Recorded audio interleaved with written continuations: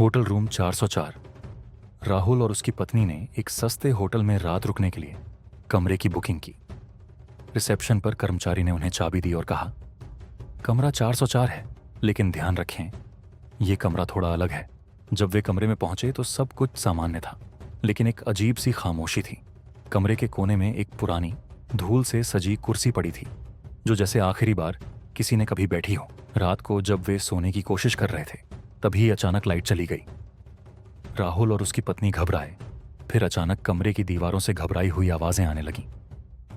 मुझे छोड़ दो। राहुल को समझ में नहीं आया कि ये आवाजें कहां से आ रही हैं। वह दीवारों की ओर बढ़ा, तभी एक औरत की भीगी हुई खौफनाक तस्वीर दीवार पर उभर आई।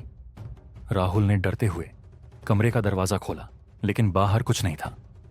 जैसे ही वह फिर से मुड़ा, उसने देखा कि कमरे में दीवारें धीरे धीरे और करीब आ रही थीं। राहुल और उसकी पत्नी के चेहरे पर डर साफ था। उन्होंने चिल्लाकर मदद मांगी, लेकिन कोई नहीं आया। अगली सुबह जब होटल मैनेजर कमरे को चेक करने आया, तो उसने दरवाजा खोला और देखा कि कमरा खाली था, लेकिन टेबल पर एक पुरानी चाबी रखी थी जिस पर 404 लिखा था।